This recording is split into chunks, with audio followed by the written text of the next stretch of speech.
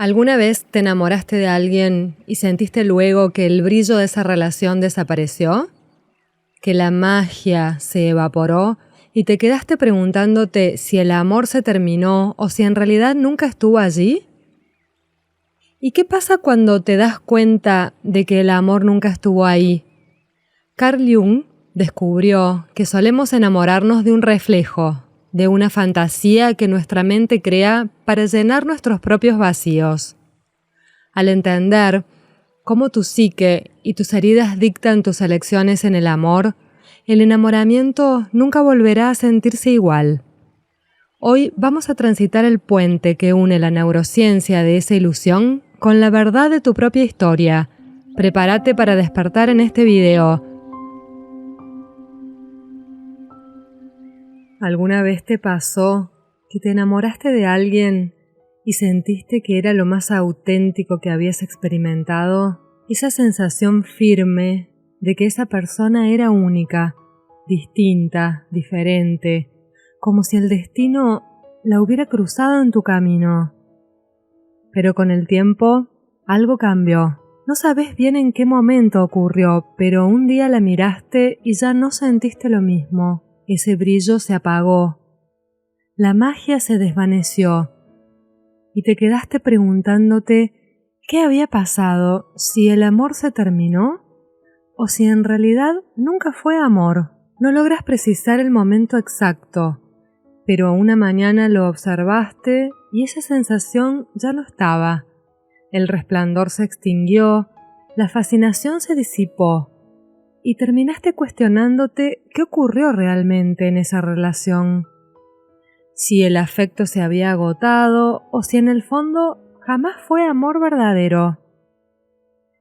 Existe una explicación para esto, y es probable que te resulte incómoda, porque lo que voy a revelarte hoy redefine por completo tu concepto del enamoramiento, transforma tu mirada sobre tus vínculos anteriores y por sobre todo, modifica tus expectativas afectivas hacia adelante.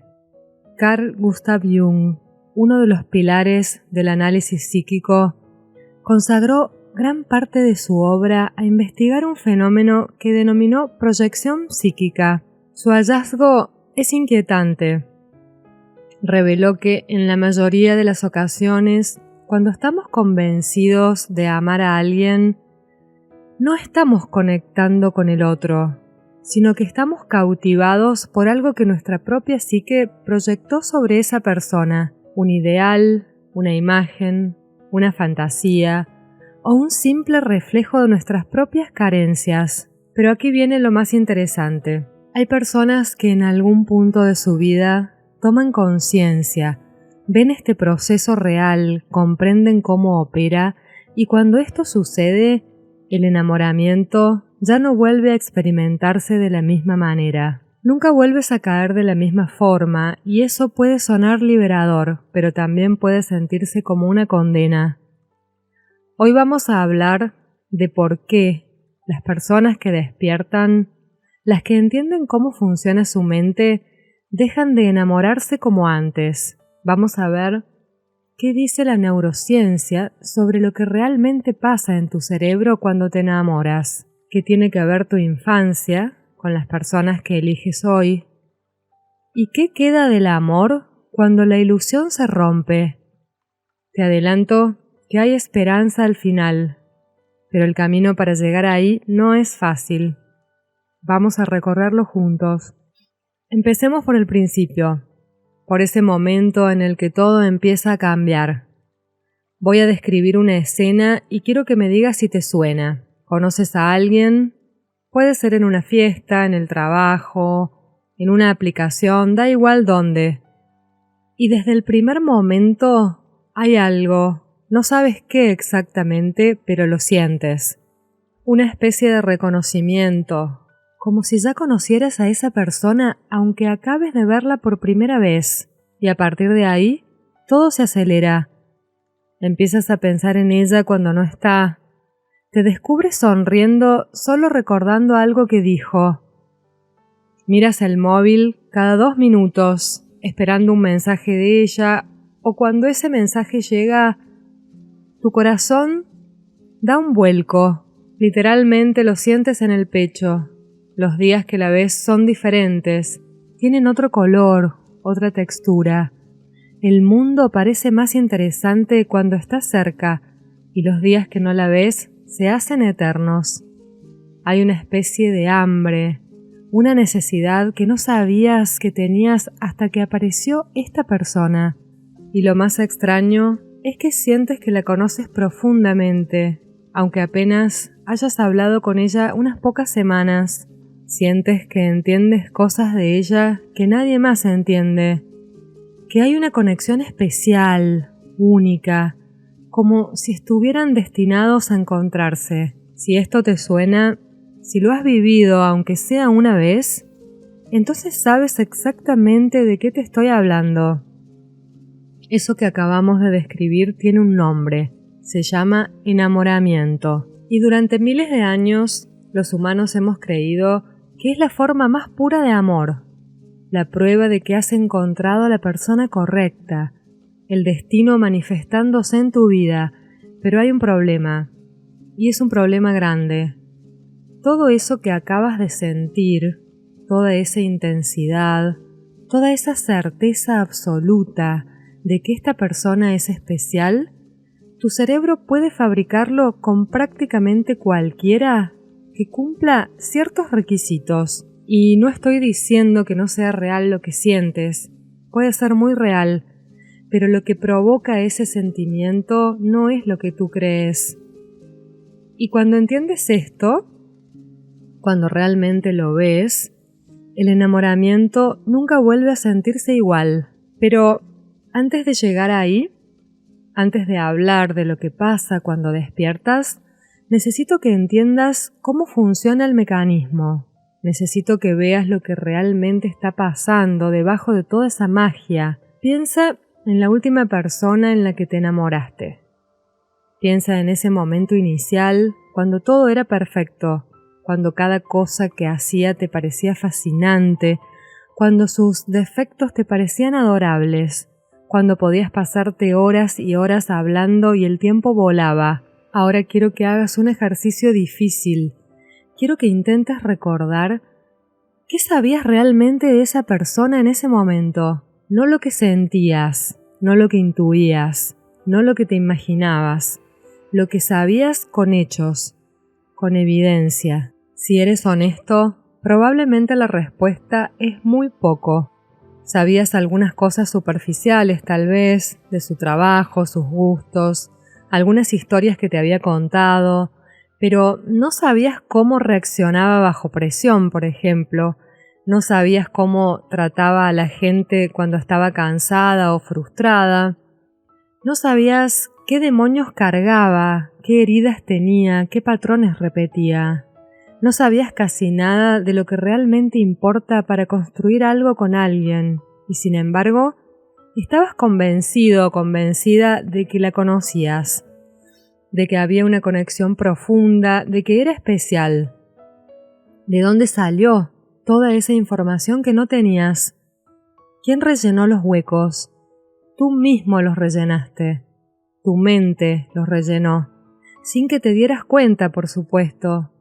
Tomó los pocos datos que tenía y construyó una imagen completa.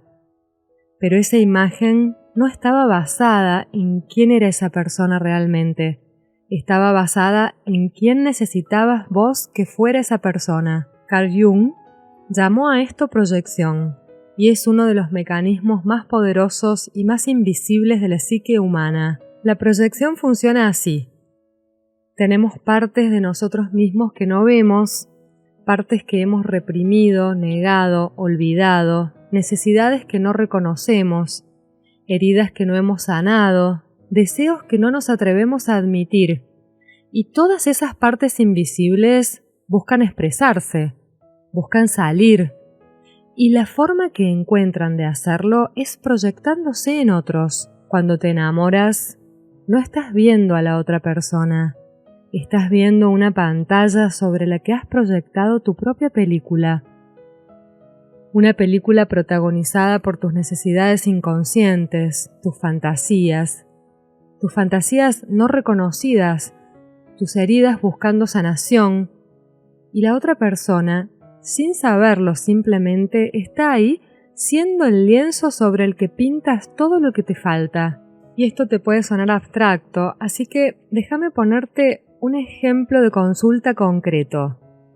Paula tiene 32 años, tuvo un padre ausente, un hombre que trabajaba todo el día, que casi nunca estaba en casa y que cuando estaba era frío, muy distante, incapaz de mostrar afecto. Paula creció con un vacío, con una sensación de que no era suficiente para merecer la atención de su padre.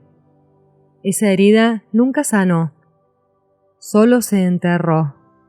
Ahora Paula es adulta y conoce a Marcos. Marcos es un hombre ocupado, ambicioso, un poco difícil de alcanzar.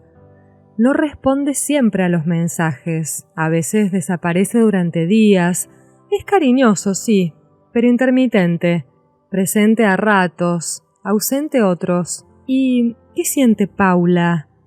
Se enamora perdidamente. Siente una atracción mágica y magnética, una necesidad de estar con él que no puede explicar con palabras. Cree que es porque Marcos es especial. Cree que es porque hay una conexión única entre ellos, pero lo que realmente está pasando aquí es que Marcos activa exactamente la misma herida que su padre dejó en ella. Marcos se parece emocionalmente a su padre, y el inconsciente de Paula reconoce eso y se enciende. ¿Por qué pasa esto? Porque el inconsciente no quiere que seas feliz, solo quiere que sanes. Y la forma que tiene de empujarte a sanar es ponerte enfrente a la misma herida una y otra vez hasta que la resuelvas. Paula no se enamoró de Marcos, se enamoró de la oportunidad de sanar la herida con su propio padre. Proyectó sobre Marcos toda la carencia que arrastraba desde niña, y esa proyección se sintió como amor, pero no era amor. Era reconocimiento de una herida vieja. Esto pasa constantemente en las relaciones, más de lo que te imaginas. La mujer que siempre se enamora de hombres emocionalmente no disponibles, probablemente tuvo un padre emocionalmente ausente y no disponible. El hombre que siempre elige mujeres controladoras, probablemente tuvo una madre controladora. No es casualidad. Es el inconsciente repitiendo el patrón, buscando una resolución que nunca llega porque no puedes sanar la herida con tu padre a través de tu pareja. Jung tenía un concepto que explicaba esto con una precisión inquietante. Lo llamó ánima y animus. El ánima es la imagen de lo femenino que todo hombre lleva dentro. El animus es la imagen de lo masculino que toda mujer lleva dentro. Pero no son imágenes neutras, están cargadas de todo lo que hemos aprendido, deseado y reprimido sobre el otro género desde que nacimos, y sobre todo están moldeadas por nuestros padres. El ánima de un hombre está profundamente influenciada por su madre, la primera mujer que conoció, la primera que amó, la primera que le decepcionó. Y el ánimus de una mujer está moldeado por su padre, el primer hombre en su vida, el modelo de lo masculino, el que estuvo presente o el que faltó. Cuando un hombre se enamora perdidamente de una mujer, muchas veces no se está enamorando de ella, se está enamorando de su propia ánima proyectada sobre ella. Está viendo en esa mujer la imagen idealizada de lo femenino que lleva dentro, una imagen construida desde la infancia.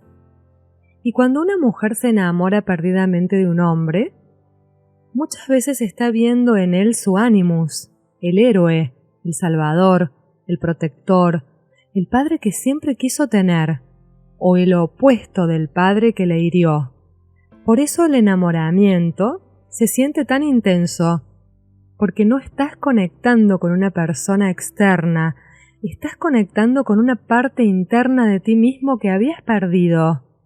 Estás viéndote a ti mismo reflejado en otro y eso genera una sensación de completud, de estar entero por primera vez, que es absolutamente adictiva. Y déjame explicarte esto con más detalle, porque es muy importante. Todos crecemos con carencias, es inevitable. Incluso los padres más amorosos del mundo no pueden darte todo lo que necesitas, y esas carencias dejan huecos que arrastramos hasta la vida adulta sin saber que están ahí. El niño que no se sintió visto, por ejemplo, crece buscando miradas que lo validen. La niña que no se sintió protegida, por ejemplo, crece buscando brazos que la sostengan. El niño que tuvo que ser fuerte demasiado pronto crece buscando a alguien con quien poder ser débil. Y cuando conocemos a alguien que parece encajar justo en ese hueco, que parece poder llenarlo, nuestro inconsciente se vuelve como loco, dispara todas las alarmas, envía todas las señales de que esta persona es especial, es única, es la indicada.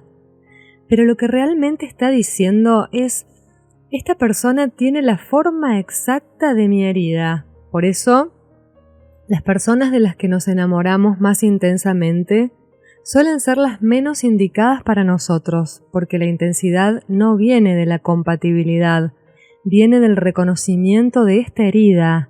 Y una relación construida sobre heridas compartidas no es una relación sana, es un pacto inconsciente entre dos personas que esperan que el otro les salve de sí mismos. Hay una frase de Jung que me persigue. Decía, aquello que no enfrentamos en nosotros mismos, lo encontraremos como destino. Y es exactamente lo que pasa en el amor. Las heridas que no miramos, las proyectamos, y luego las encontramos una y otra vez en una pareja, en otra pareja, en la siguiente pareja y en la siguiente, preguntándonos por qué siempre nos pasa lo mismo. Pero hay algo más, algo que hace todo esto aún más complicado.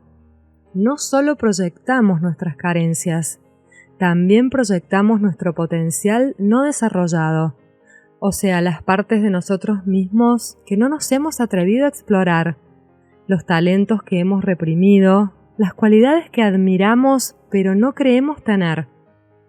El hombre tímido se enamora, por ejemplo, de la mujer extrovertida y carismática, no porque sean complementarios en algún sentido romántico, sino porque ella representa todo lo que él podría ser, pero no se atreve a hacer. Entonces, ella es su potencial proyectado, y estar con ella le hace sentir que él también es así, pero no lo es.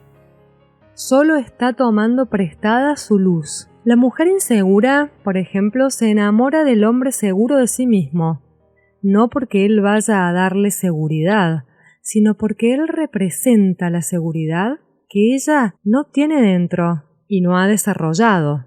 Y mientras esté con él, puede sentirse segura sin tener que hacer el trabajo de construir esa seguridad en sí misma. Esto es peligroso porque cuando proyectas tu potencial en otro, dejas de desarrollarlo en ti.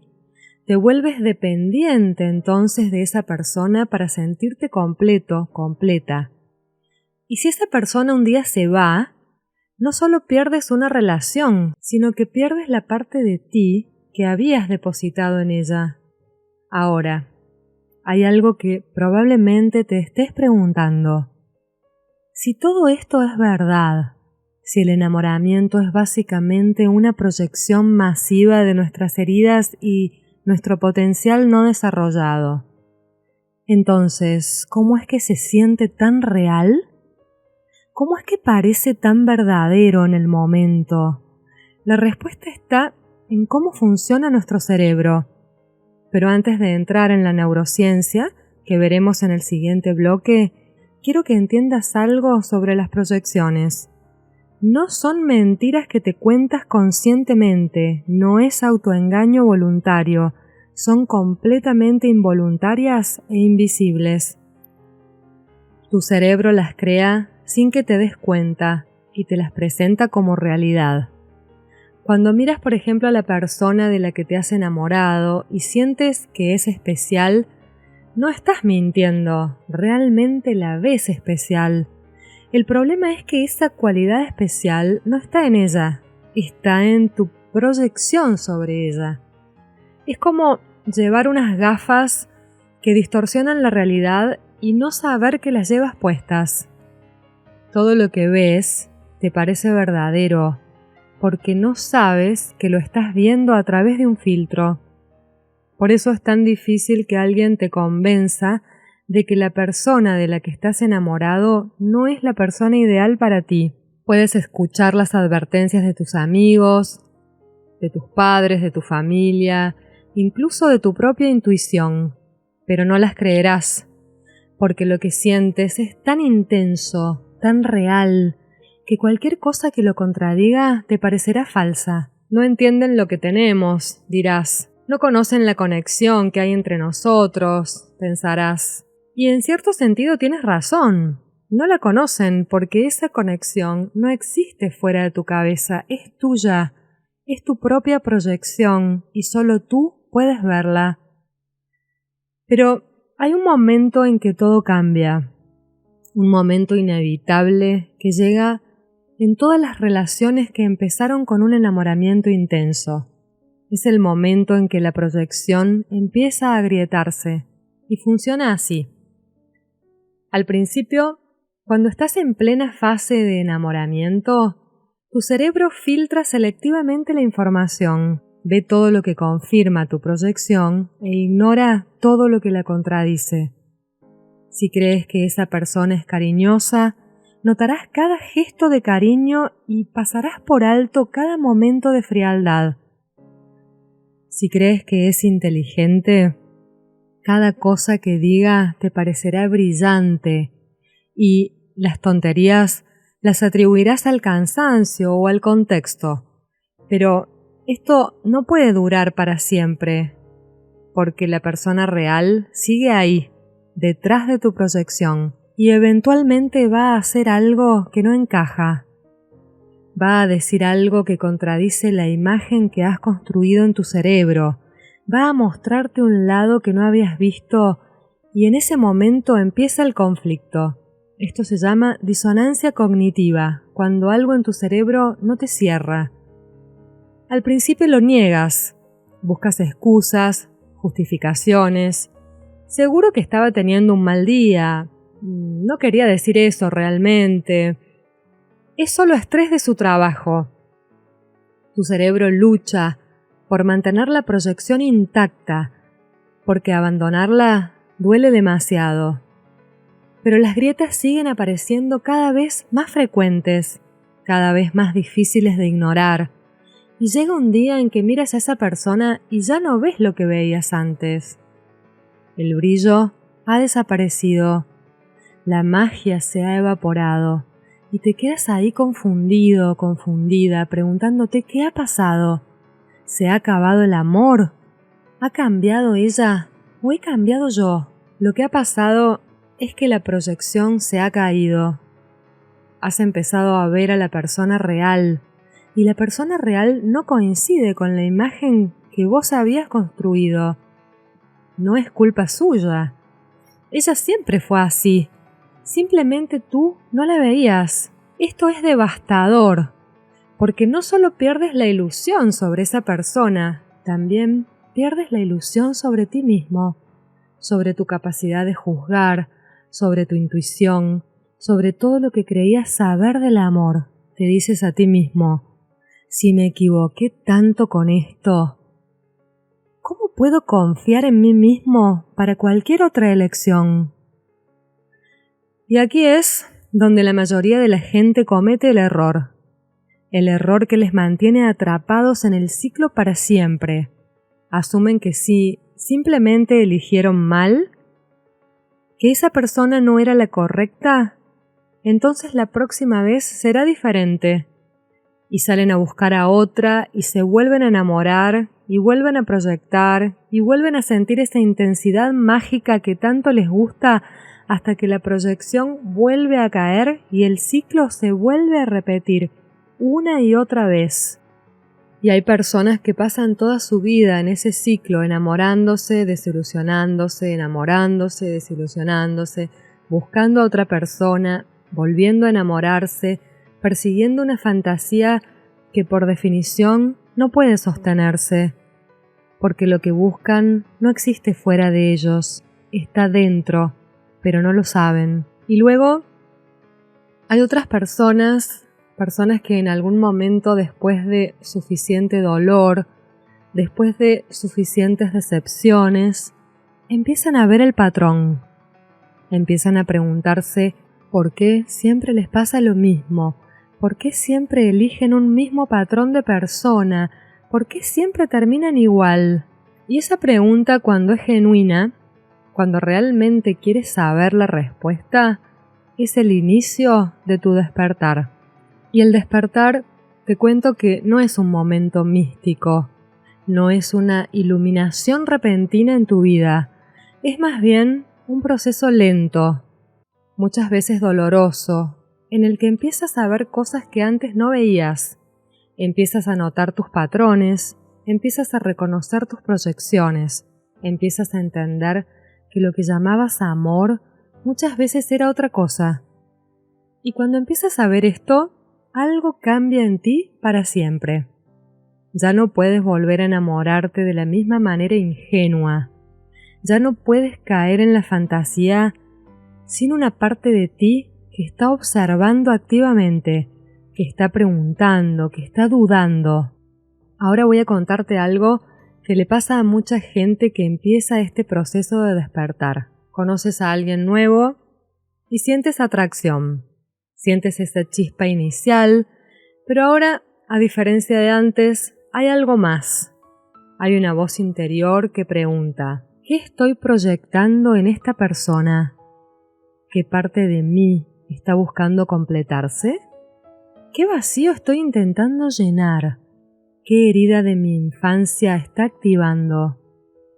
Y esas preguntas, aunque son sanas, aunque son necesarias, matan algo, matan la inocencia del enamoramiento, matan esa entrega ciega que antes sentías.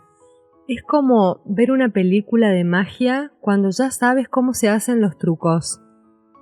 Puedes disfrutarla, pero nunca vas a sentir el asombro de alguien que no sabe, porque tú ya has visto detrás del telón.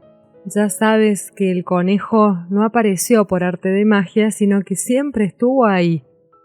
Las personas despiertas dejan de enamorarse como antes porque ya no pueden ignorar lo que saben, ya no pueden entregarse ciegamente a una proyección sabiendo que es una proyección, ya no pueden construir castillos en el aire sabiendo que esos castillos no tienen cimientos, y esto crea una soledad particular, una soledad que es difícil de explicar a quien no la ha sentido. Las personas despiertas a menudo se sienten muy solas, no porque no haya gente a su alrededor, sino porque ya no pueden participar en el juego que todos los demás están jugando. Ven a sus amigos enamorándose perdidamente, sufriendo por amores imposibles, montando en la montaña rusa emocional, pero ya no pueden unirse. Ven la construcción, ven las proyecciones, ven lo que viene después, y eso les aísla. Hay una frase de Jung que resume esto perfectamente. Él decía, la soledad no es no tener gente alrededor, es no poder comunicar las cosas que te parecen importantes. Las personas despiertas tienen cosas importantes que comunicar, pero cuando intentan hacerlo, cuando intentan explicar lo que ven, muchas veces reciben miradas de confusión, o peor, de rechazo, porque nadie quiere que le digan que su enamoramiento es una proyección. Nadie quiere que le arruinen la magia. Y entonces, la persona despierta aprende a callarse, aprende a observar sin comentar, aprende a sentirse extranjera en un mundo donde todos parecen creer en un cuento que ella ya no puede creer. Pero aquí hay algo importante que necesito decirte, y es algo que muchas personas despiertas tardan años en entender. El despertar no es el final, es el principio. Sí, pierdes la capacidad de enamorarte ciegamente. Sí, pierdes la inocencia. Sí, hay un duelo que hacer por la persona que eras antes, la que podía entregarse sin reservas. Pero lo que ganas es mucho más valioso. Ganas la posibilidad de un amor real, un amor que no está basado en proyecciones, un amor que no necesita ilusiones para sostenerse, un amor que ve a la otra persona como realmente es, con sus luces y sus sombras, y la sigue eligiendo de todas formas. Ese amor existe, pero solo es accesible para quienes han despertado. Solo es posible después de atravesar el desierto del desencanto.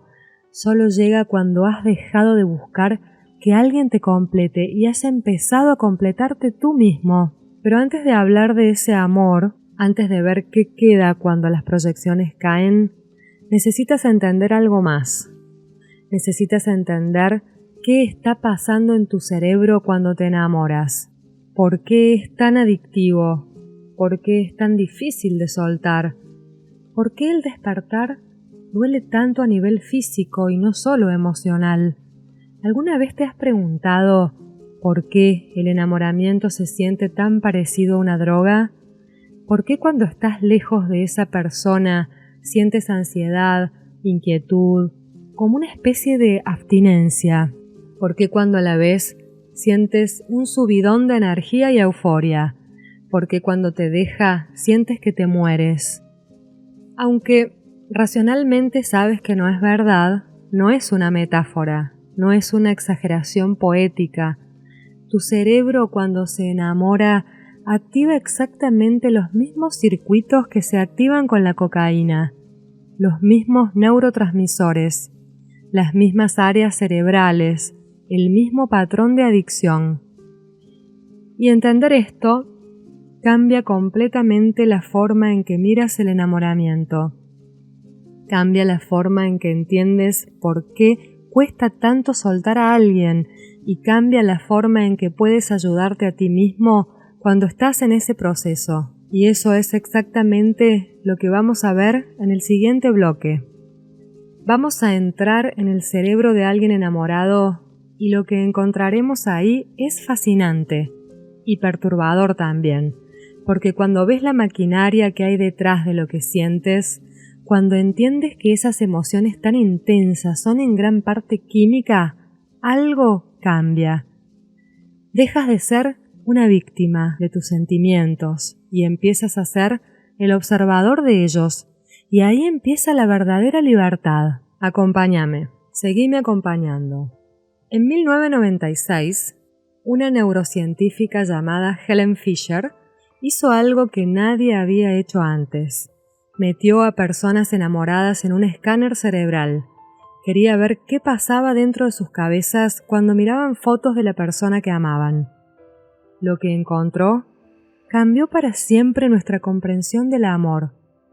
Cuando los participantes veían la foto de su amado, su cerebro se iluminaba, pero no en las áreas que esperarías. No se activaban las zonas relacionadas con las emociones complejas o con el razonamiento. Se activaba algo mucho más primitivo, algo que compartimos con los reptiles. Se activaba el área segmental ventral y el núcleo caudado, el sistema de recompensa, la misma zona que se enciende cuando un adicto a la cocaína recibe su dosis. Fisher repitió el experimento cientos de veces con personas de diferentes edades, diferentes culturas, diferentes orientaciones. El resultado siempre era el mismo. El cerebro enamorado es un cerebro adicto. No es una metáfora, no es poesía, es neurociencia pura. Y esto explica muchas cosas que probablemente has sentido, pero no sabías por qué. ¿Alguna vez has estado enamorado y no podías dejar de pensar en esa persona? Literalmente no podías dejar de pensar. Intentabas concentrarte en el trabajo y ahí estaba su cara. Intentabas dormir y tu mente volvía a ella. Intentabas tener una conversación normal y te descubrías pensando en cuándo volverías a verla. Eso tiene un nombre. Se llama pensamiento intrusivo. Y es exactamente lo mismo que experimentan los adictos con su sustancia. El cerebro, cuando identifica algo que le da placer, empieza a obsesionarse con ello. Crea bucles de pensamiento que vuelven una y otra vez al objeto del deseo. Y no es que seas débil, no es que no tengas fuerza de voluntad, es que tu cerebro ha sido secuestrado por su propio sistema de recompensa. Y déjame explicarte cómo funciona esto a nivel químico, porque cuando lo entiendes, todo empieza a tener sentido. Cuando te enamoras, tu cerebro libera una cascada de neurotransmisores que alteran completamente tu percepción de la realidad. El primero y más importante es la dopamina. La dopamina es el neurotransmisor del deseo, de la motivación, de la búsqueda. No es el neurotransmisor del placer como mucha gente cree. Es el neurotransmisor del querer, de la anticipación, del necesito más. Cuando ves a la persona de la que estás enamorado, tu cerebro libera dopamina. Y esa dopamina te hace sentir eufórico, energizado, vivo. Pero aquí está el truco. La dopamina no se libera cuando consigues lo que quieres. Se libera cuando lo anticipas, cuando lo esperas, cuando crees que está a punto de llegar. Por eso el enamoramiento se siente más intenso cuando hay incertidumbre. Por eso nos enganchamos más a las personas que no sabemos si nos quieren. Por eso el que responde tarde a los mensajes, el que está a veces disponible y a veces no, el que nos da esperanza pero nunca certeza, nos vuelve locos. Porque el sistema de dopamina responde más fuerte ante las recompensas variables. Es el mismo principio que usan las máquinas tragamonedas. No sabes si vas a ganar esta vez, puede que sí, puede que no. Y esa incertidumbre dispara la dopamina mucho más que la certeza. Los científicos llaman a esto el programa de refuerzo variable, y es el más adictivo que existe. Si cada vez que pulsas un botón recibes una recompensa, te acostumbras rápido y el botón deja de interesarte. Pero si a veces recibes recompensa y a veces no, sin un patrón predecible, te vuelves loco pulsando el botón. Tu cerebro no puede dejarlo. Ahora piensa en esa relación que tuviste donde la otra persona era inconsistente. A veces cariñosa, a veces fría, a veces presente, a veces desaparecida. ¿Recuerdas lo enganchado que estabas? ¿Recuerdas cómo no podías dejar de pensar en ella? No era amor, era dopamina pura. Tu cerebro había entrado en el programa de refuerzo variable y no podía salir de ahí. Pero la dopamina no actúa sola. Hay otro neurotransmisor que juega un papel crucial en el enamoramiento, y este es aún más perturbador. Se llama serotonina. La serotonina está relacionada con la calma, la estabilidad y el bienestar. Cuando tienes niveles adecuados de serotonina, te sientes equilibrado, tranquilo, capaz de pensar con claridad. Pues bien, cuando te enamoras, los niveles de serotonina caen en picado. Un estudio italiano midió los niveles de serotonina en personas recién enamoradas y encontró algo sorprendente. Eran casi idénticos a los niveles de personas con trastorno obsesivo-compulsivo. El enamoramiento a nivel químico se parece mucho a un trastorno mental. No puedes dejar de pensar en esa persona. Revisas el móvil compulsivamente, analizas cada palabra que dijo, cada gesto que hizo, buscando señales. Construyes escenarios en tu cabeza, te preocupas constantemente por si le gustas o no. Y eso no es amor, es serotonina baja. Es tu cerebro en un estado alterado que se parece peligrosamente a la patología. Y lo más inquietante es que este estado nos parece romántico. Las películas lo glorifican, las canciones lo celebran. Llamamos amor a algo que tiene las características de una enfermedad mental. Pero espera que hay más. Cuando te enamoras, también aumentan los niveles de cortisol. El cortisol es la hormona del estrés. Por eso el enamoramiento viene acompañado de ansiedad. Por eso te sudan las manos antes de verla. Por eso sientes el estómago revuelto. Por eso no puedes comer, no puedes dormir. Estás constantemente activado. Tu cuerpo está en modo alerta, como si hubiera un peligro, y en cierto sentido lo hay. Porque, para tu cerebro primitivo, el rechazo de alguien de quien dependes emocionalmente es una verdadera amenaza de supervivencia. Nuestros ancestros necesitaban pertenecer a un grupo para sobrevivir. Y ser rechazado significa la muerte. Y aunque hoy no es así, tu cerebro no lo sabe. Entonces sigue reaccionando como si tu vida dependiera de que esa persona te quiera. Y luego está la oxitocina, la famosa hormona del apego, la que se libera cuando abrazas a alguien, cuando tienes contacto físico, cuando haces el amor.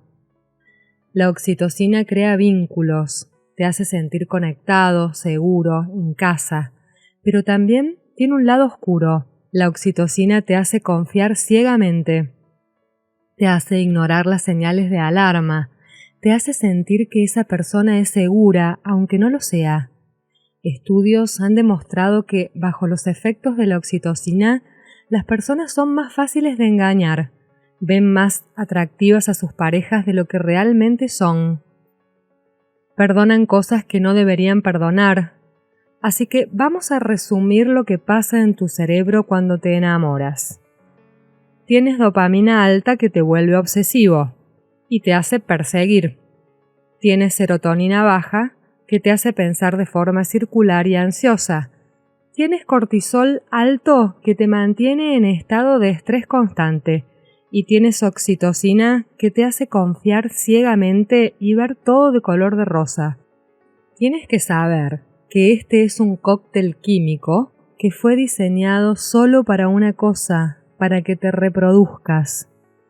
A la evolución no le importa si eres feliz, no le importa si esa persona es buena para ti o es mala, no le importa si vas a sufrir, solo le importa a la evolución que pases tus genes. Y para asegurarse de que lo hagas, ha diseñado este estado alterado de conciencia que llamamos enamoramiento.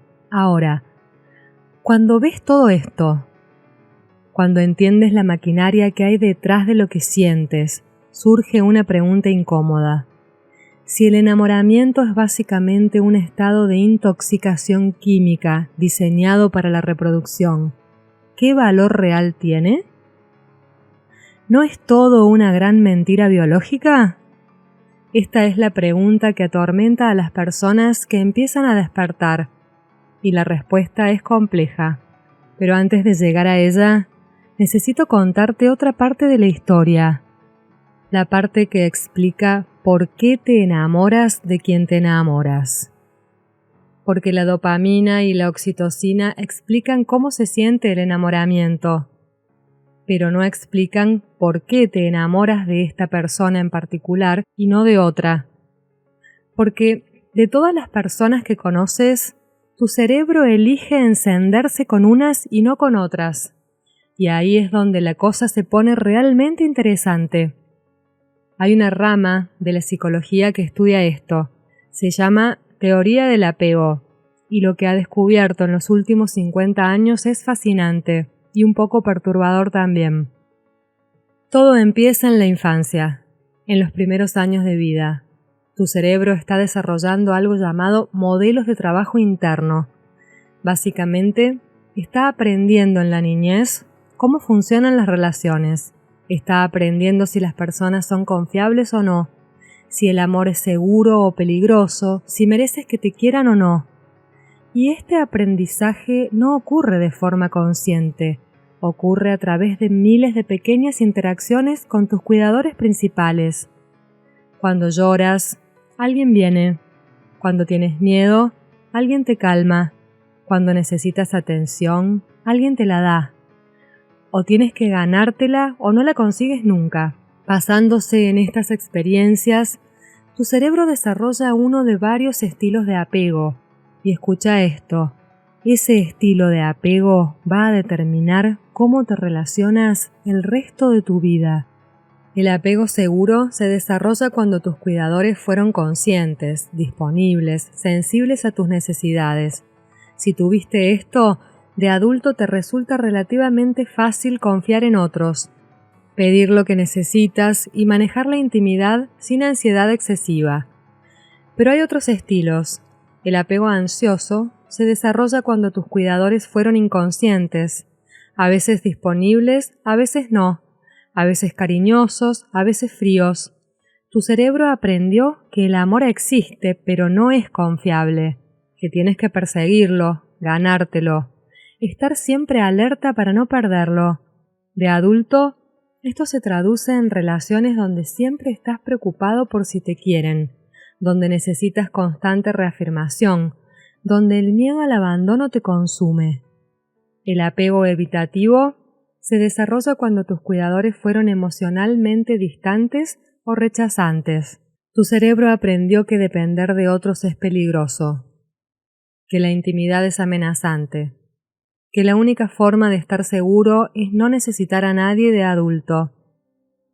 Esto se traduce en relaciones donde huyes cuando la cosa se pone seria, donde te sientes asfixiado por las demandas emocionales de tu pareja, donde valoras tu independencia por encima de todo.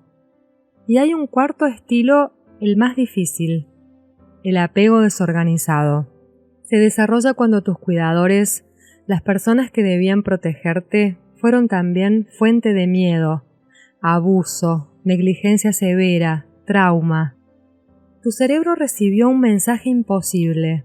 Necesito acercarme a esta persona para sobrevivir, pero acercarme a esta persona es peligroso. De adulto, esto crea un patrón caótico, donde quieres intimidad, pero te aterroriza, donde atraes y rechazas simultáneamente, donde las relaciones son una montaña rusa de acercamiento y huida. ¿Por qué te cuento todo esto? Porque tu estilo de apego, formado antes de que pudieras siquiera hablar, determina en gran medida de quién te enamoras, y cómo te enamoras, y por qué tus relaciones terminan como terminan. Las personas con apego ansioso suelen sentir más atracción por personas con apego evitativo. ¿Por qué? Porque el evitativo activa constantemente el sistema del apego del ansioso. Nunca está del todo disponible, nunca da la seguridad que el ansioso busca. Y esa incertidumbre constante dispara la dopamina del ansioso hasta las nubes. Lo interpreta como pasión, como química, como amor intenso, pero es solo su herida de infancia siendo activada una y otra vez. Y el evitativo, paradójicamente, se siente atraído por el ansioso porque su intensidad le hace sentir deseado sin tener que comprometerse del todo. Puede tener intimidad en dosis que controla, puede acercarse y alejarse según necesite, hasta que el ansioso pide demasiado y el evitativo huye. Es una danza destructiva que se repite en millones de relaciones, y las dos personas involucradas creen que es mala suerte, que aún no han encontrado a la persona correcta. Pero no entienden que están eligiendo inconscientemente parejas que van a confirmar exactamente lo que aprendieron de niños sobre el amor. El ansioso aprendió que el amor es algo que tienes que perseguir y ganarte, y elige parejas que le obligan a perseguir y ganarse el amor. El evitativo aprendió que la intimidad es peligrosa y elige parejas tan demandantes que confirman que la intimidad es agotadora y asfixiante. Nadie hace esto conscientemente. Tu cerebro lo hace por ti. Porque el cerebro no busca la felicidad, busca lo familiar, y lo familiar es lo que aprendiste de niño. Aunque lo que aprendiste de niño fuera doloroso, hay una investigación que me parece especialmente reveladora. Pusieron a personas en un escáner cerebral y les mostraron fotos de distintas parejas potenciales. Algunas eran objetivamente compatibles según todos los criterios. Otras eran claramente problemáticas. ¿Y sabes qué encontraron? Las personas con historiales de relaciones difíciles mostraban más activación del sistema de recompensa cuando veían parejas problemáticas. Su cerebro literalmente se encendía más ante las opciones malas, ante las que les iban a hacer daño, no porque fueran tontas, no porque quisieran sufrir, sino porque su sistema de apego estaba calibrado para reconocer como amor exactamente lo que les había hecho daño de niños. Piensa en esto un momento. Tu cerebro diseñado en la infancia tiene una plantilla de lo que es el amor, y cuando conoces a alguien que encaja en esa plantilla, se enciende, libera dopamina, te hace sentir que has encontrado algo especial. Pero esa plantilla no se basó en lo que era bueno para ti, se basó en lo que viviste. Si lo que viviste fue un padre ausente, por ejemplo, tu plantilla dice que el amor se siente como ausencia. Si lo que viviste, por ejemplo, fue una madre crítica, tu plantilla dice que el amor se siente como nunca ser suficiente. Y entonces sales al mundo y tu cerebro busca esa plantilla. Y cuando la encuentra te dice, ahí está, eso es amor, y tú le crees. Esta es una de las verdades más difíciles de aceptar sobre el enamoramiento, que esa intensidad que sientes, que esa certeza de que esta persona era especial, muchas veces es tu trauma reconociendo un patrón familiar. No es destino, no es conexión de almas, es tu herida buscando recrearse. Pero aquí viene lo que cambia todo. Esto se puede cambiar. Los estilos de apego no son permanentes. El cerebro es plástico, puede aprender nuevos patrones, puede desarrollar lo que se llama apego ganado o apego adquirido. Personas que tuvieron infancias difíciles pueden, con trabajo consciente, desarrollar un estilo de apego más seguro. Y cuando eso pasa, todo cambia. La forma en que te enamoras cambia. Las personas que te atraen cambian. Ya no necesitas el drama, la incertidumbre, la ausencia. El sube y baja emocional para sentir que algo es intenso. Ya no lo necesitas. Puedes reconocer la calma y la consistencia como formas de amor, no como aburrimiento. Esto es parte del despertar. Entender que lo que tu cuerpo identifica como amor no es necesariamente amor, que la intensidad no es indicador de profundidad, que la obsesión no es indicador de conexión, que todo eso que sientes cuando te enamoras perdidamente es química y patrones aprendidos, y no es la verdad revelada, pero hay un precio que pagar por este despertar, un precio que nadie te cuenta. Cuando empiezas a ver todo esto, cuando entiendes la neurociencia y la teoría del apego, cuando reconoces tus patrones y los de otros, algo se rompe. Ya no puedes volver a la inocencia. Ya no puedes enamorarte ciegamente porque ahora ves la maquinaria funcionando. Es como si toda tu vida hubieras creído en la magia y de repente vieras los cables y los espejos. El truco sigue siendo impresionante, pero ya no es magia para vos, es técnica, y saberlo cambia la experiencia para siempre. Las personas despiertas me han descrito esto de muchas formas. Es como ver Matrix. Una vez que ves los ceros y los unos, no puedes dejar de verlos. Es como perder la fe.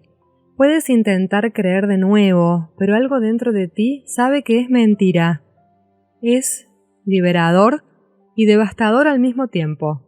Y la devastación viene de algo concreto. Viene de mirar hacia atrás, a todas las relaciones que tuviste, a todos los amores que sentiste, y darte cuenta de que gran parte de lo que viviste no era lo que creías.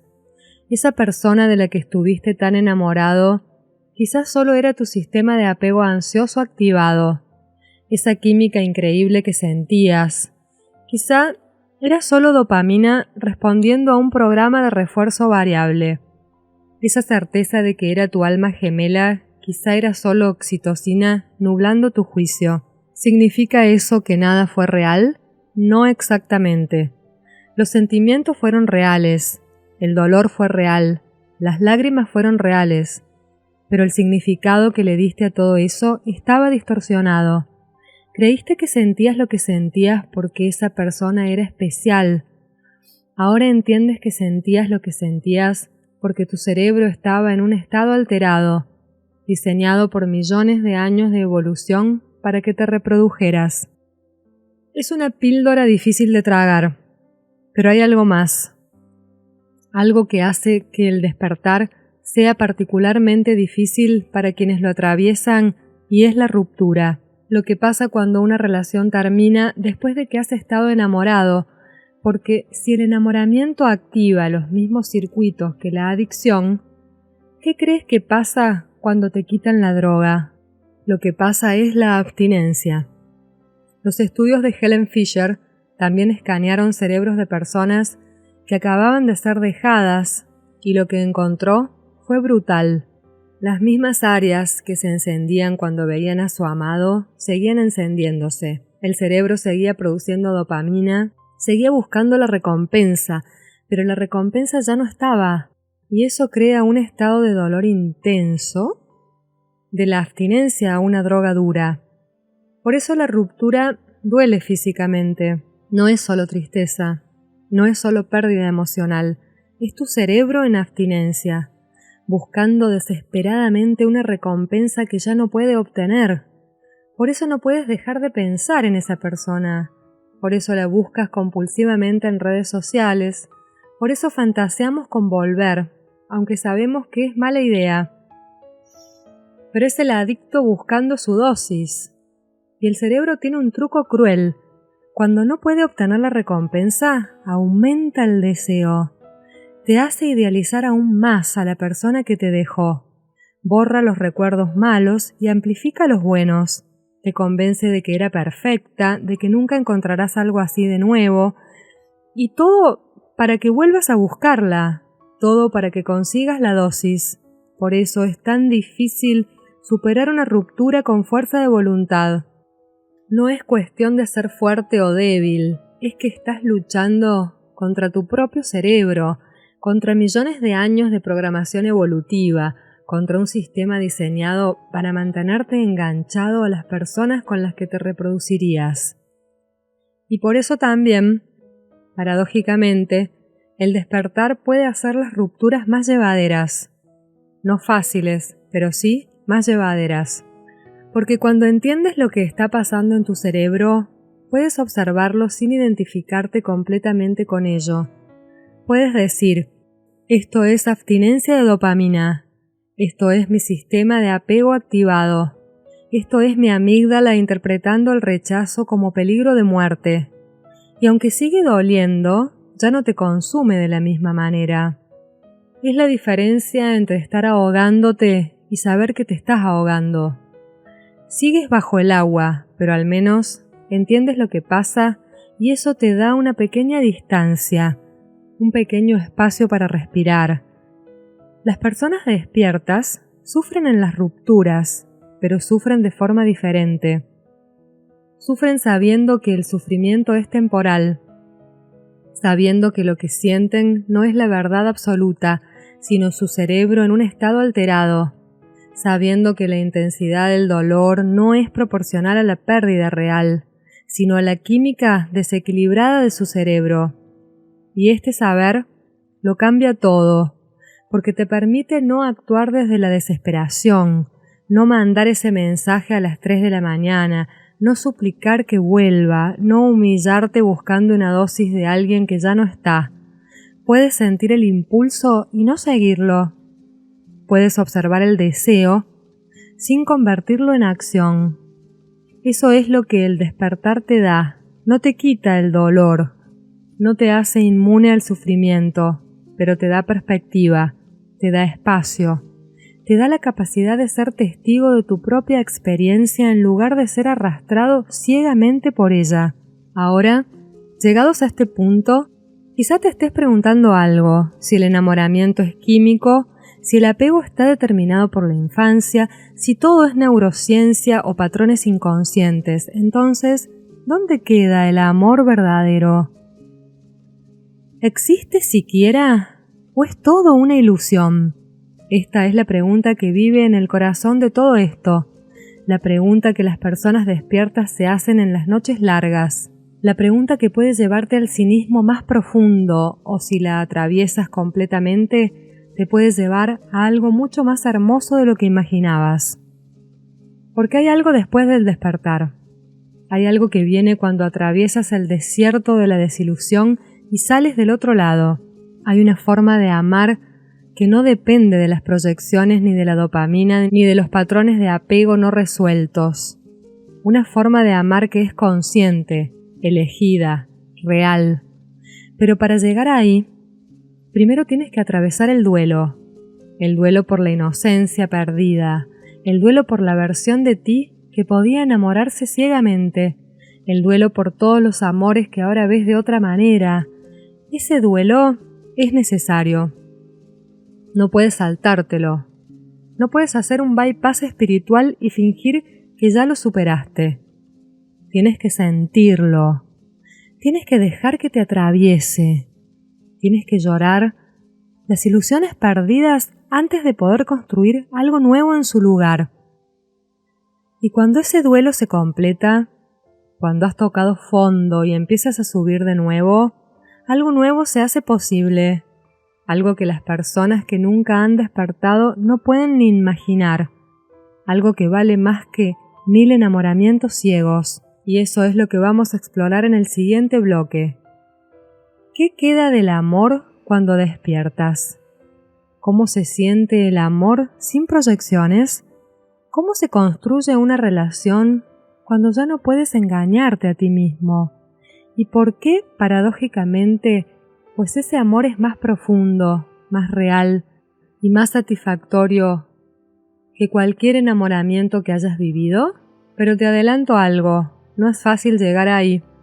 Y no todos los que despiertan lo logran. Algunos se quedan atrapados en el cinismo. Algunos deciden que no vale la pena intentarlo.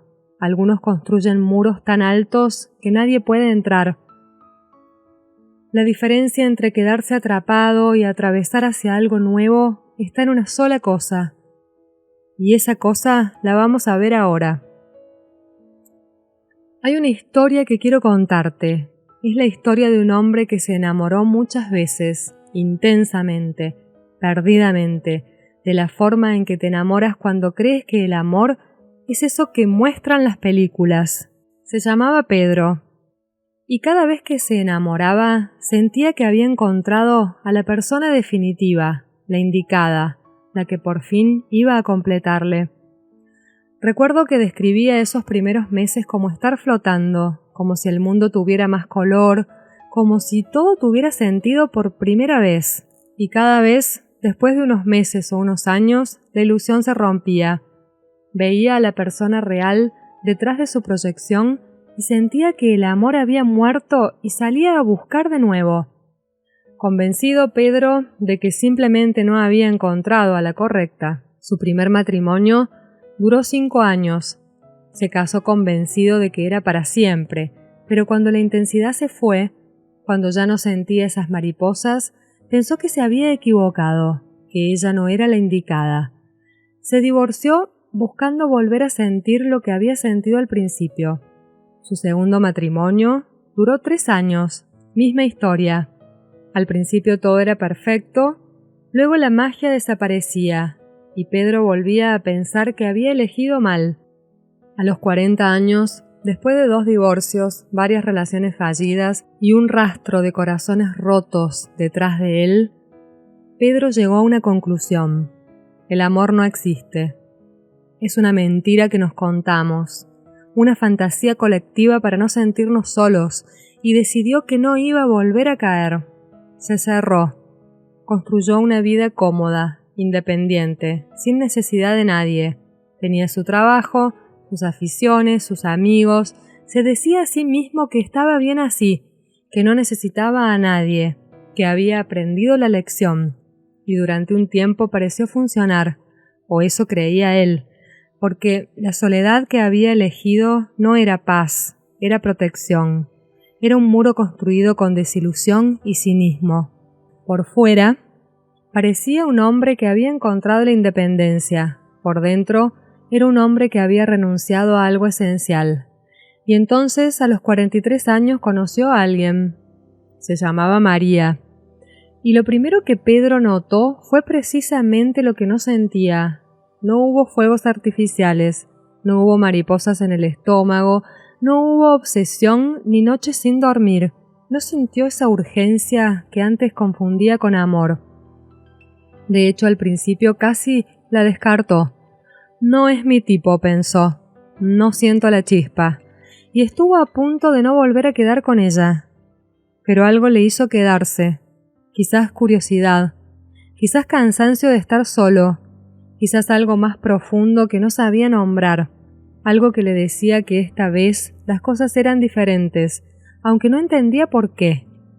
Siguieron viéndose sin prisa, sin la urgencia que Pedro había sentido en relaciones anteriores, y algo extraño empezó a pasar.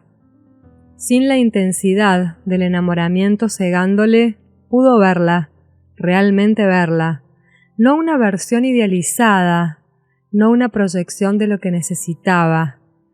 Pudo verla a ella con sus virtudes y sus defectos, con sus luces y sus sombras, con sus manías, sus miedos, sus contradicciones, y descubrió algo que no esperaba, que esa forma de ver a alguien de verdad, era más íntimo que cualquier enamoramiento que hubiera vivido, que la conexión que se construía despacio, sin la droga de la dopamina distorsionándolo todo, era más profunda que cualquier pasión fugaz. Pedro la eligió cada día, conscientemente, sabiendo exactamente quién era, con todos sus defectos visibles y eligiéndola de todas formas, no porque fuera perfecta, sino porque era real. Y él ya estaba cansado de perseguir fantasías. Llevan 8 años juntos, y cuando le preguntas cómo es su relación, no te habla de pasión arrolladora ni de amor de película, te habla de paz, de compañía, de construir algo juntos, de tener a alguien que te conoce de verdad, no la versión que proyectas, sino tú con todo lo que eso implica. Eso es el amor después del despertar. No es una caída, es una elección. No es ciego, tiene los ojos completamente abiertos. No es intenso de la forma que conocías, es profundo de una forma que no sabías que existía, pero llegar ahí no es fácil. Pedro tardó años en estar listo para María. De trabajo interior, años de enfrentar sus patrones, años de atravesar un desierto que casi le destruye antes de transformarle. Y no todo el mundo lo consigue, porque entre el despertar y el amor consciente hay un desierto que tienes que atravesar solo. Y ese desierto tiene un nombre, se llama duelo. El duelo por la inocencia perdida, el duelo por la versión de ti que podía enamorarse ciegamente y creer que era real, el duelo por todos los amores pasados que ahora ves de otra manera, el duelo por la fantasía del amor romántico que te prometieron desde niño en cada cuento, cada película, cada canción. Este duelo es real y es necesario. No puedes saltártelo, no puedes fingir que ya lo superaste. No puedes hacer un bypass espiritual y decir que ya estás más allá de todo esto. Tienes que atravesarlo. Tienes que sentir el dolor de las ilusiones perdidas. Tienes que dejar que te rompa antes de poder reconstruirte. Y este duelo tiene fases como cualquier duelo. Primero viene la negación. No quieres creer lo que estás viendo. No quieres aceptar que todo lo que creías sobre el amor era una ilusión. Buscas excepciones, buscas pruebas de que no es verdad, pero las pruebas no llegan. Luego viene la rabia contra ti mismo por haber sido tan ingenuo, tan ingenua. Rabia contra tus parejas pasadas por no haber sido lo que proyectaste en ellas. Rabia contra el mundo por haberte mentido toda la vida sobre lo que era el amor. Esta rabia puede durar mucho tiempo si no la trabajas. Después viene la tristeza una tristeza profunda, existencial, la tristeza de mirar hacia atrás y ver que quizá nunca has amado a nadie de verdad, que quizás nunca te han amado de verdad, que todo fue un juego de proyecciones donde nadie veía a nadie. Esta es la fase más dura, la que hace que mucha gente se quede atascada. Y finalmente, si atraviesas todo eso, viene la aceptación, la bendita aceptación. No una aceptación resignada, una aceptación liberadora, la aceptación de que el amor que conocías era una ilusión. Sí, pero eso no significa que el amor no exista. Solo significa que es diferente de lo que pensabas, y esa diferencia, una vez que la abrazas, abre puertas que no sabías que existían. Pero no todo el mundo llega a la aceptación. Mucha gente se queda atascada en fases anteriores. Hay personas que se quedan atascadas antes del desierto, que ven el despertar acercarse y retroceden, que prefieren seguir en la ilusión porque la verdad les parece demasiado dolorosa. Estas personas seguirán enamorándose ciegamente, sufriendo y preguntándose por qué nunca les funciona el amor. Pero al menos conservan la esperanza de la ilusión.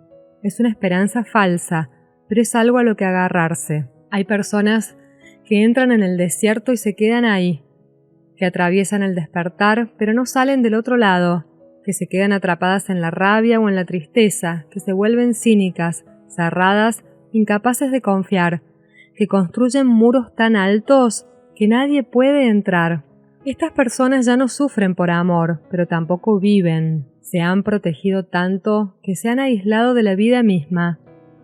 Pedro estuvo a punto de convertirse en una de estas personas. Después de su segundo divorcio, pasó casi 3 años completamente cerrado, convencido de que el amor era una mentira y de que cualquiera que creyera en él era un ingenuo. Miraba a las parejas enamoradas con una mezcla de desprecio y pena. Pobres ilusos, pensaba. Ya aprenderán. Pero había algo dentro de él que no se resignaba, una parte que seguía queriendo creer. Lo primero es tu conciencia. Empezar a observarte a ti mismo en las relaciones. Cuando sientes atracción intensa, en lugar de dejarte llevar, pararte un momento y preguntarte, ¿qué está pasando aquí? ¿Qué estoy proyectando en esta persona? ¿Qué parte de mí está buscando completarse? ¿Qué herida está siendo activada? Esto no es fácil al principio.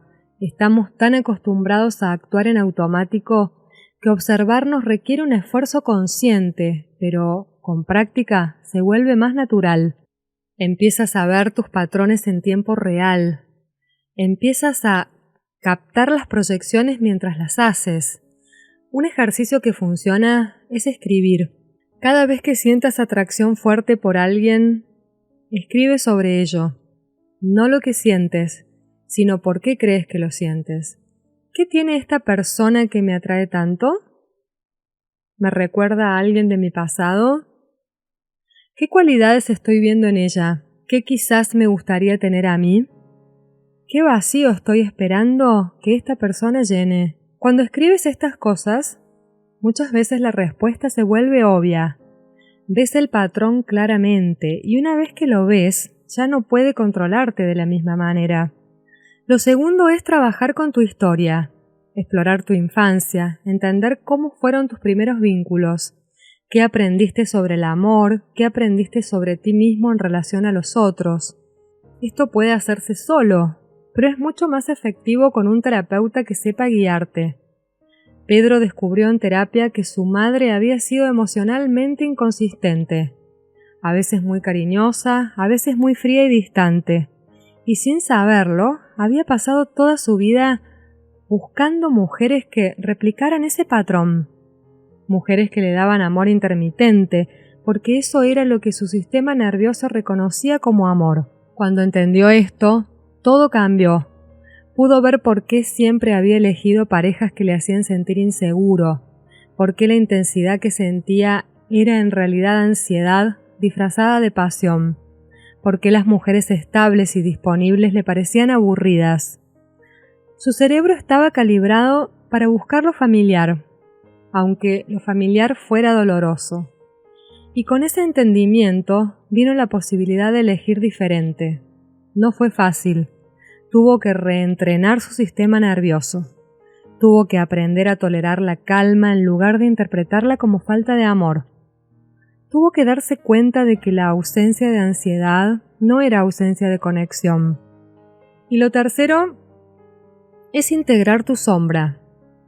Jung decía que la sombra son todas esas partes de ti que has negado, reprimido, escondido, las partes que no quieres ver, las partes que proyectas en otros para no tener que enfrentarlas en ti. Cuando te enamoras ciegamente, muchas veces te estás enamorando de tu propia sombra proyectada. Te enamoras de alguien que representa todo lo que tú no te permites ser. El tímido se enamora de la extrovertida. El responsable se enamora de la espontánea. El que siempre da se enamora del que siempre toma. Integrar tu sombra significa reclamar esas partes, permitirte ser lo que proyectabas en otros. Siempre te enamoraste de personas aventureras. Quizás hay una parte aventurera en ti que no te has permitido expresar. Siempre te atrajeron personas creativas. Quizás hay una creatividad en ti que has reprimido. El trabajo de la sombra puede hacerse de muchas formas. Terapia junguiana, escritura reflexiva, meditación, autoindagación, incluso haciendo arte. Lo importante es empezar a mirar esas partes de ti que has escondido y preguntarte, ¿qué pasaría si las integro en lugar de buscarlas en otros? Lo cuarto, y quizá lo más difícil, es aprender a estar solo. No solo físicamente, emocionalmente. Aprender a estar contigo mismo sin necesitar la validación constante de otro. Aprender a sentirte completo, sin una pareja que te complete. Esto aterroriza a mucha gente. La soledad emocional se siente como muerte para un sistema nervioso que fue programado para depender de otros. Pero atravesar ese miedo es esencial, porque mientras necesites a otro para sentirte entero, nunca podrás amar desde la libertad. Solo podrás amar desde la necesidad. Y el amor desde la necesidad no es amor, es dependencia con otro nombre. Pedro pasó casi un año aprendiendo a estar solo de verdad.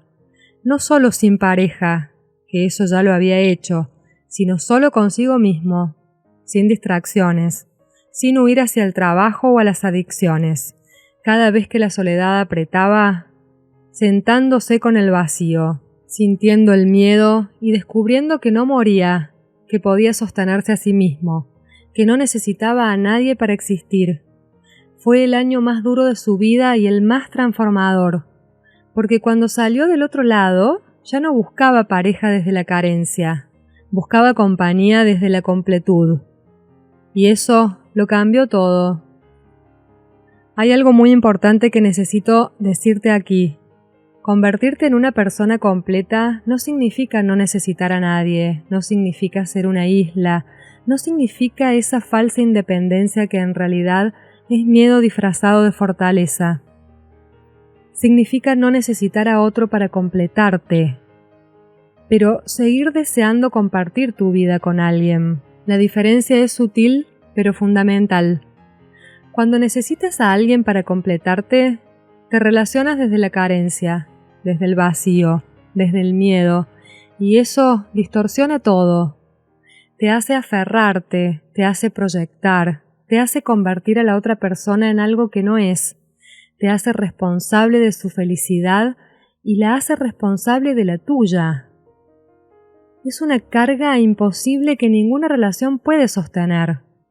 Pero cuando deseas a alguien desde la completud, todo cambia. Ya no buscas que te salve, ya no necesitas que te complete, ya no proyectas tus carencias sobre ella. Simplemente quieres compartir tu vida con alguien, no porque lo necesites para existir, sino porque la vida compartida es más rica que la vida en solitario. Porque el amor añade, no porque el amor rellene. Eso es el amor maduro. El amor después del despertar no viene de la carencia, viene de la abundancia. No es adicción, es elección. No es caer, es caminar juntos. Pero, ¿cómo se siente esto en la práctica? Porque si te quito la intensidad del enamoramiento, si te quito las mariposas y la obsesión y las noches sin dormir, ¿qué queda? ¿No es un poco aburrido? Porque hemos sido programados para creer que el amor intenso es el amor verdadero, que si no duele no es amor, que si no estás loco por alguien es que no lo quieres de verdad. Las películas nos muestran persecuciones bajo la lluvia, grandes gestos románticos, pasión desbordante. Nadie hace películas sobre parejas que construyen algo juntos día a día sin drama. Pero eso es confundir intensidad con profundidad. Son cosas muy diferentes. La intensidad es ruidosa, es fuegos artificiales, es subidones y bajones, es drama, pasión y lágrimas. La intensidad agota, la intensidad quema. La intensidad no puede sostenerse a largo plazo porque, por definición, es un estado alterado de conciencia. Nadie puede vivir en un estado alterado permanentemente. En cambio, la profundidad es silenciosa. Es un río que fluye constante, es conocer a alguien tan bien que puedes estar en silencio juntos sin que sea incómodo, es saber que puedes contar con esa persona sin tener que preguntarlo. Es construir algo juntos, día a día, sin necesidad de grandes gestos, porque los pequeños gestos cotidianos dicen más que cualquier declaración grandilocuente. No entienden que lo que ha muerto es el ruido y que debajo del ruido hay algo mucho más valioso, algo que solo puedes escuchar cuando el ruido se calla. Pedro me dijo una vez algo que se me quedó grabado. Me dijo, con mis ex mujeres vivía en una montaña rusa. Había días increíbles y días horribles, mucha pasión, muchas peleas, mucha intensidad. Con María es diferente, no hay montaña rusa, hay un camino. A veces sube, a veces baja, pero siempre avanza. Y cuando miro atrás, veo todo lo que hemos construido juntos. Con las otras no construí nada, solo sobreviví. Hay una metáfora que me gusta usar. El enamoramiento es como estar borracho. Todo se siente más intenso, más significativo, más vivo. Los colores son más brillantes, las emociones más fuertes, te sientes invencible, pero estás en un estado alterado, no ves la realidad. Y cuando se te pasa la borrachera, viene la resaca. Y la resaca del enamoramiento es brutal. El amor maduro es como estar sobrio. Al principio, si vienes de la borrachera, la sobriedad parece aburrida, parece que le falta algo, parece gris, pero cuando te acostumbras, te das cuenta de que ver la realidad claramente tiene su propia belleza. Una belleza más sutil, una belleza que requiere estar presente para apreciarla, una belleza que no te deja resaca. Las personas despiertas que encuentran el amor no sienten menos, sienten diferente. Sienten una calma que los que están en la montaña rusa no conocen. Sienten una seguridad que los ansiosos no pueden imaginar. Sienten una conexión que no depende de la incertidumbre para existir. Sienten que pueden ser ellos mismos completamente y sin miedo a que el otro se vaya si ve quiénes son realmente. Y sí, a veces echan de menos la intensidad, a veces miran a parejas recién enamoradas y sienten una punzada de nostalgia por esos días en que todo era tan dramático, tan urgente, tan vivo. Pero no cambiarían lo que tienen porque saben lo que hay detrás de esa intensidad. Saben que es insostenible, saben que es ilusión, saben que es el principio de un ciclo que siempre termina en dolor. Ahora quiero hablarte de algo que no se menciona mucho. ¿Qué pasa cuando dos personas despiertas se encuentran? Porque eso también existe y es diferente de todo lo demás. Cuando dos personas que han hecho su trabajo interior se encuentran, no hay juegos, no hay estrategias. No hay intentar parecer más interesante de lo que eres, ni esconder tus defectos hasta que sea demasiado tarde. Hay una honestidad brutal desde el principio que para los no despiertos parecería intimidante. Dos personas despiertas se ven, realmente se ven, y saben que están siendo vistas. Y en lugar de aterrorizar, eso libera. Ya no tienes que preocuparte por cuándo descubrirá quién eres realmente. ya lo sabe y sigue ahí. Cuando dos personas despiertas construyen una relación, no esperan que el otro les complete, no necesitan que el otro sea su fuente de felicidad, no proyectan sus carencias, se acompañan, se eligen, se apoyan en el crecimiento mutuo, y cuando surgen problemas, que siempre surgen, los abordan como equipo, no como adversarios. Esto no significa que las relaciones entre personas despiertas sean perfectas. Siguen habiendo conflictos, siguen habiendo malos días, siguen habiendo momentos de desconexión. La diferencia es cómo se manejan esos momentos, con conciencia, con responsabilidad, sin culpar al otro de tus emociones, sin esperar que el otro te lea la mente, con comunicación real, aunque sea incómoda. Pedro y María discuten, por supuesto que discuten, pero sus discusiones son diferentes de las que Pedro tenía en sus matrimonios anteriores. No hay gritos, no hay portazos, no hay días de silencio castigador. Hay dos adultos que se expresan lo que sienten, escuchan lo que el otro siente y buscan una solución juntos. Suena simple, pero es revolucionario para quienes vienen de relaciones basadas en el drama. Ahora quiero hablarte de algo práctico, porque todo esto puede sonar muy bonito en teoría, pero ¿cómo se traduce en la vida real? ¿Cómo reconoces el amor real cuando ya no puedes confiar en la intensidad del enamoramiento como señal? ¿Cómo sabes que alguien merece tu elección? Hay algunas señales que he aprendido a reconocer, algunas características que diferencian el amor real de la proyección disfrazada. La primera es la consistencia. El enamoramiento basado en proyección suele venir en oleadas, días de intensidad absoluta, seguido de días de duda, momentos de certeza, seguidos de momentos de confusión. Un día sientes que es el amor de tu vida, al siguiente no estás seguro. El amor real es más constante. No desaparece cuando la otra persona hace algo que no encaja con tu fantasía. No se tambalea cada vez que hay un desacuerdo. Está ahí, día tras día, incluso cuando no es emocionante. La segunda es la visibilidad. En el enamoramiento proyectivo ves lo que quieres ver. Idealizas, ignoras las señales de alarma. Tus amigos te dicen que ven cosas que tú no ves y les ignoras porque ellos no entienden. En el amor real ves a la persona completa, sus virtudes y sus defectos, sus días buenos y sus días malos, las cosas que te encantan y las cosas que te irritan, y la eliges sabiendo exactamente quién es, sin ilusiones, sin esperanza de que cambie. La tercera es la paz. El enamoramiento basado en patrones de apego inseguros trae ansiedad, mucha ansiedad. ¿Me querrá? ¿Me dejará? ¿Por qué no he respondido el mensaje? ¿Estará con otra persona? El amor real trae calma, no aburrimiento, calma. Hay una diferencia enorme. La calma permite construir, la calma permite confiar, la calma permite relajarte y ser tú mismo. La ansiedad solo permite sobrevivir. La cuarta es el crecimiento. Las relaciones basadas en proyección suelen estancarte. Te mantienen atrapado en tus patrones, repitiéndolos una y otra vez. Sales de ellas siendo la misma persona que entró, o incluso más dañada.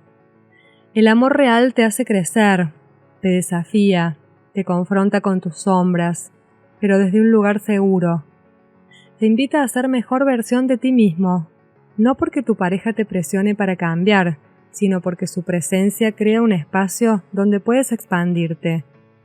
Y la quinta y última, quizá la más importante, es la libertad. El enamoramiento basado en necesidad es posesivo. Tiene miedo de perder, quiere controlar, quiere saber dónde está el otro, con quién habla, qué piensa. El amor real da espacio, no ahoga, confía. Permite que el otro sea quien es sin intentar cambiarlo. Celebra su independencia en lugar de amenazarse por ella. Sabe que el amor no es posesión sino compañía elegida, y que si alguien se queda contigo, tiene que ser porque quiere, no porque le has atrapado. Si miras tus relaciones pasadas con estos 5 criterios, probablemente verás patrones que antes no veías. Relaciones que parecían amor, pero eran adicción. Conexiones que se sentían profundas, pero eran proyección. intensidades que confundiste con pasión, pero era ansiedad, posesividad que confundiste con compromiso, y eso puede doler. Revisa tu historia amorosa con ojos nuevos, aunque duela, porque también sentirás liberación. Porque cuando entiendes lo que estabas haciendo, puedes dejar de hacerlo. Cuando ves el patrón, puedes romperlo, y eso abre la posibilidad a algo diferente. Hay una pregunta que me gustaría que te hicieras. Es una pregunta difícil pero importante. ¿Alguna vez has amado a alguien realmente? No enamorado, amado.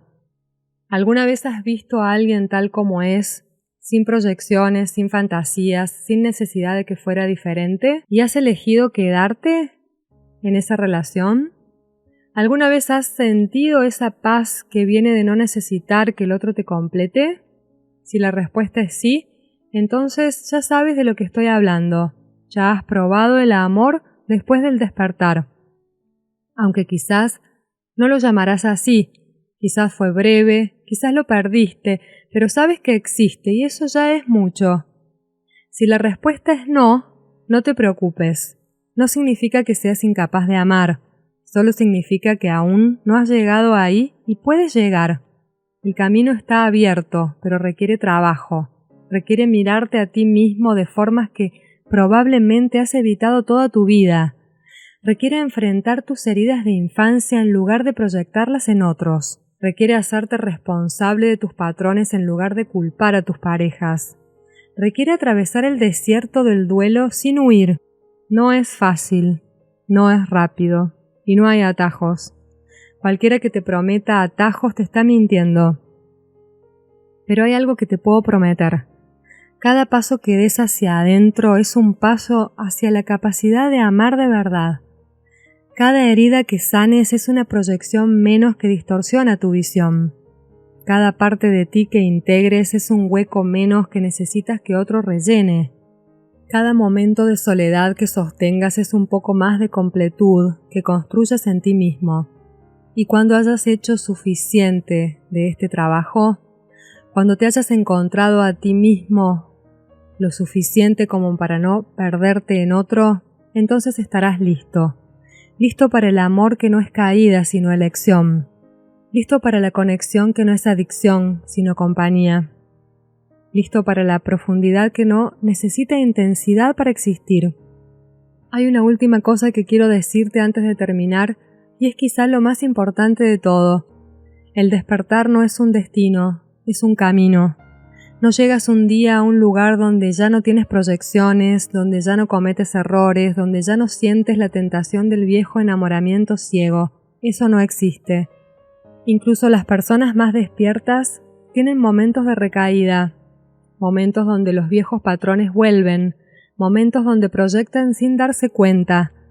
Lo que existe es una práctica diaria de conciencia, de observarte a ti mismo, de cuestionarte cuando sientes atracción intensa, de preguntarte qué parte de ti está buscando completarse en otro, de elegir conscientemente una y otra vez en lugar de dejarte llevar.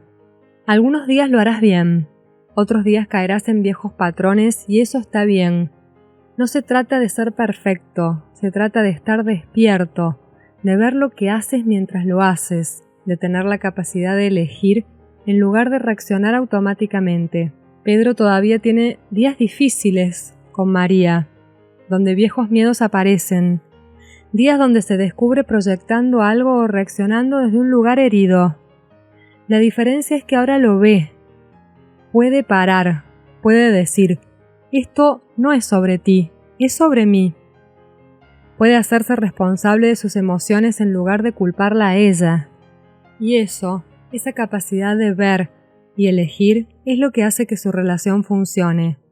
No es que nunca haya problemas, es que los problemas se abordan con conciencia y con el tiempo, con la práctica, algo cambia. Los patrones pierden fuerza, las proyecciones se vuelven más transparentes, más fáciles de ver. La necesidad de que otro te complete se va suavizando a medida que te vas completando tú mismo. Y entonces un día miras a la persona que tienes al lado, la ves realmente sin filtros, sin fantasías.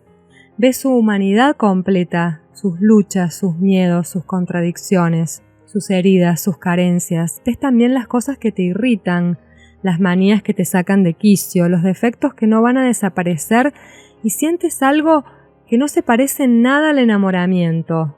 Es más tranquilo, más profundo, más real. Y en ese momento entiendes algo que antes no podías entender.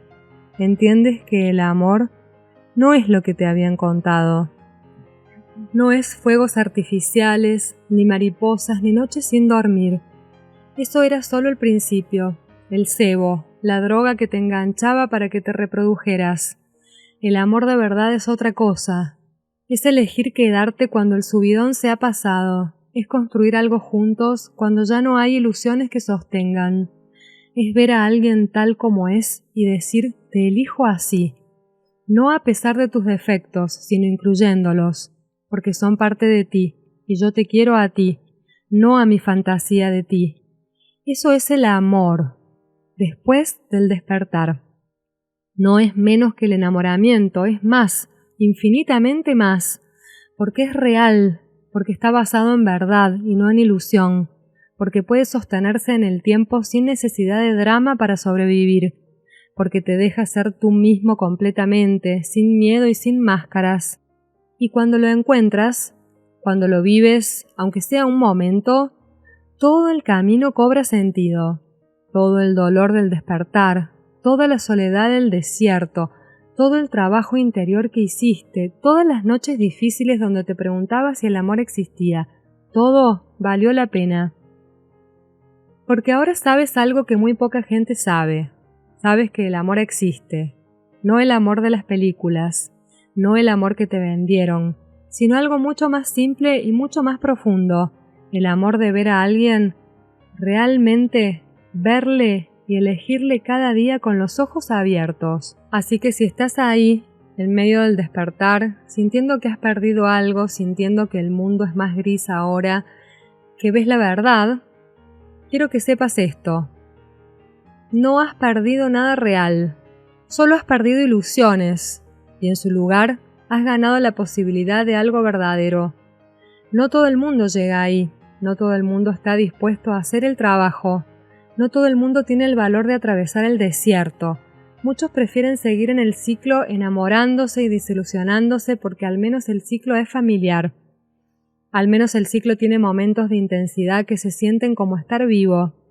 Pero tú estás aquí, escuchando esto, y si has llegado hasta aquí, hasta el final de este video, eso ya dice algo de ti.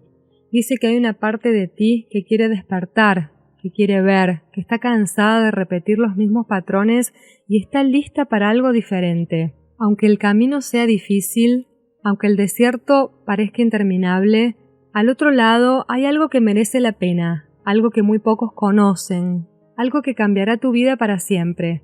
El camino está abierto, el amor existe. No como lo imaginabas, pero existe y te está esperando al otro lado.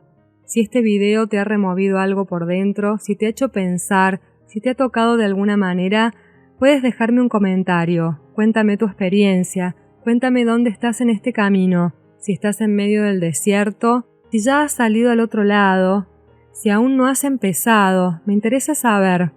Y si conoces a alguien que necesite escuchar esto, alguien que esté sufriendo por amor o que haya perdido la fe en él, compártelo. Quizás sea justo lo que necesita. Nos vemos en el próximo video.